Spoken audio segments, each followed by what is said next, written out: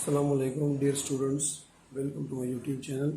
آج ہم ڈسکس کرتے ہیں اباؤٹ ایکوسٹک پروٹیکشن۔ ٹھیک ہے، جیسا کہ ساؤنڈ ہمارے پاس ہمارے لیے جو ہے نا وہ یوزفل بھی ہے، اور مطلب ہے کہ کچھ جگہوں پہ یا کچھ پلیسز پہ ہمارے لیے جو ہے نا مطلب ہے کہ وہ یوزفل نہیں ہے۔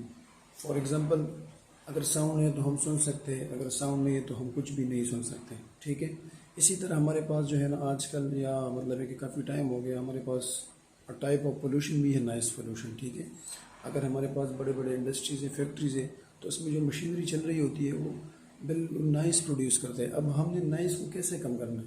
اسی طرح آپ لوگوں کے پاس یہ بھی پتہ ہے کہ اگر آپ لوگ اپنی کوئی ویڈیو بنا رہے ہو، اسی طرح جو ہے نا ایک کلاس روم میں یا کوئی اس طرح روم ہے، تو اس میں جو ایکو پروڈیوس ہوتا ہے تو اس کو کم کرنے کے لیے وہ بھی ایک پرابلم ہے، مطلب ہے کہ ایکو کو کیسے کم سے کم کرنا۔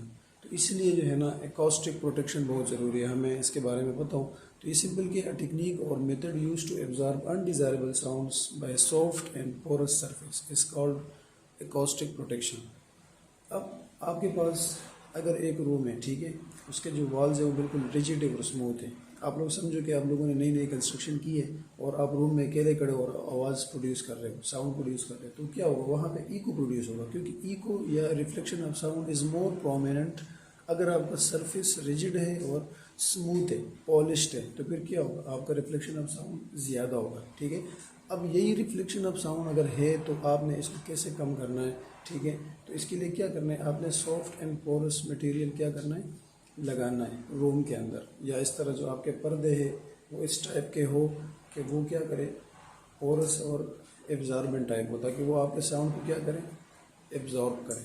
ٹھیک ہے، اسی طرح اگر ہم مثال دے دیں رگز ہے، ڈریپریز ہے، تو یہ کیا کرتے ہیں؟ یہ large amount of sound energy جو ہے نا ایبزارب کرتے ہیں۔ اس لیے جو ہے نا لوگ کیا کرتے ہیں، یہ کچھ پلیسز پہ اس طرح جو ہے نا اگر کوئی بڑا ہال ہے اور اس میں کوئی اس طرح لیکچر دینے ہوتے ہیں تو اس میں یہ چیزیں لگاتے ہیں، تو اسی وجہ سے جو ہے نا ایکو کم سے کم ہو جاتی ہے۔ اسی طرح آپ کے پاس جو ہے اگر ہم یہ چیزیں جو ہے نا مطلب ہے کہ لگائے تو ہمارا جو نوائز پولوشن ہے وہ کیا ہو جائے گا؟ کم ہو جائے گا۔ لیکن اگر آپ کے بڑے بڑے ہالز ہیں، پبلک ہالز ہیں، جہاں پہ جو ہے نا مطلب ہے کہ کافی سارے لوگ بیٹھتے ہیں، لیکچر سنتے ہیں، تو وہاں پہ جو ہے نا آپ نے یہ چیزیں، یہ جو پورس مٹیریل زیادہ نہیں لگانے۔ کیوں؟